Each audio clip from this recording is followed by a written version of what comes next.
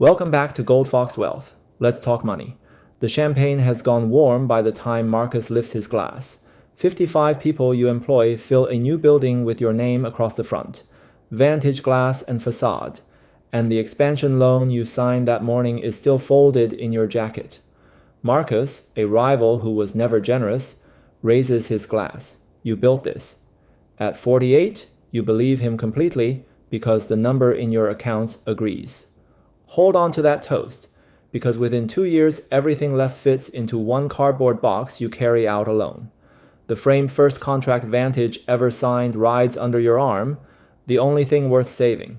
The business, the house, the marriage, and most of the money are gone, and you cannot say which loss came first. What you tell yourself at 51 is that starting over means getting the number back. That instinct is the most expensive thing you own and the one you have to lose. For 20 years, the number was the proof. You started Vantage at 30 with 2 trucks and a phone that rang before dawn, measuring your worth in revenue and square footage. That first contract hung framed on the wall, evidence a kid had built an empire. Somewhere in there, you decided the marriage and your health could wait until you had truly made it. The belief went unquestioned. You are what you build. By 48, it had worked. About $2.4 million sat between the company, the house, and the accounts, and 55 people carried your name. Standing still felt like losing, so when a contract bigger than any you had chased came within reach, you signed a $1.4 million expansion to build for it. Personally guaranteed. A quiet phrase for a loud thing, because if the company could not pay, the bank could take the house. The first crack was the market. A downturn shaved about a third off the retirement account you had spent decades filling. At 30, that loss is a paper cut you outgrow. Near 50, the money you are about to lean on has no time left to climb back, and selling into the hole locks it in place. The market always comes back. Whether you can wait that long is another question. The second crack was the business, and it took the house with it. The anchor contract the expansion was built to feed canceled in the same downturn, and no firm carrying that loan outlasts a job that never comes.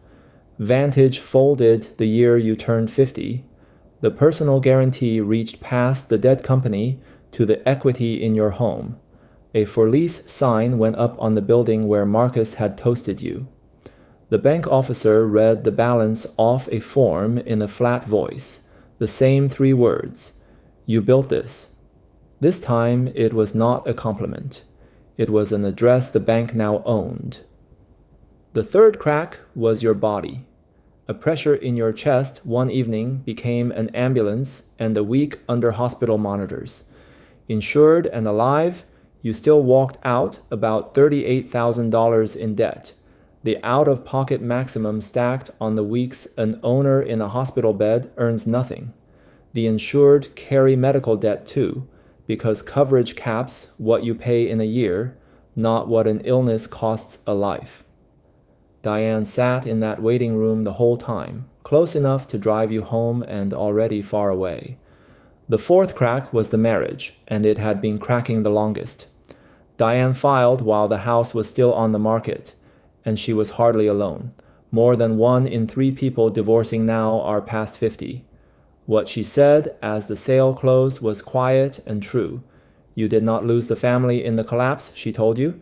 You lost it years earlier, one deferred dinner at a time. The collapse only took the building you had been hiding inside. Starting over at 50 carries a second humiliation you never thought to budget for.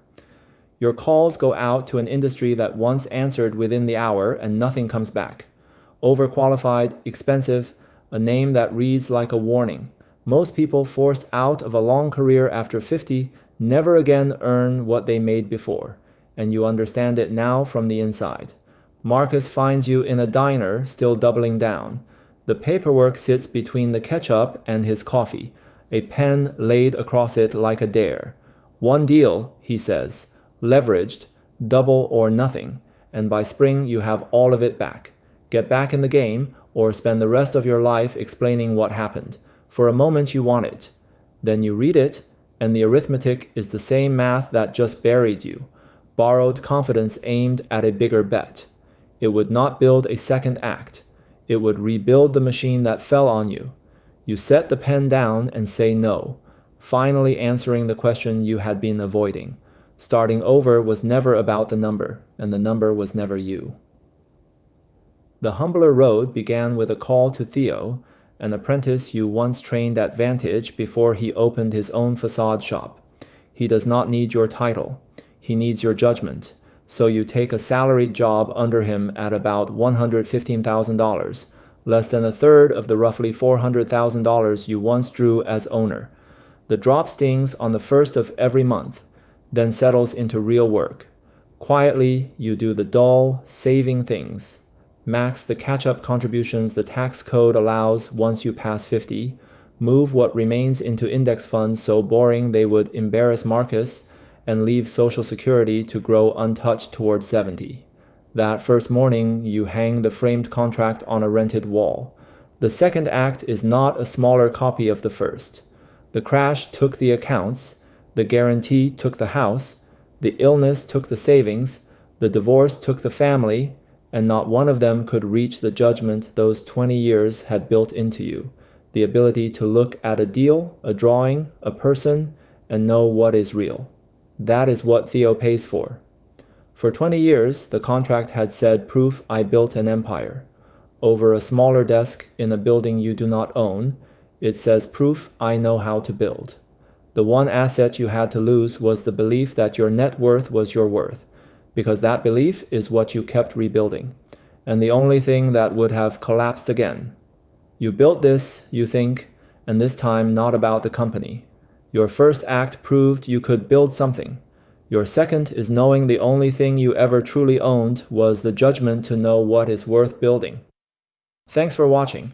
Please consider hitting like and subscribe if you enjoyed this video. Tell us in the comments what you'd like us to unpack next. See you in the next one.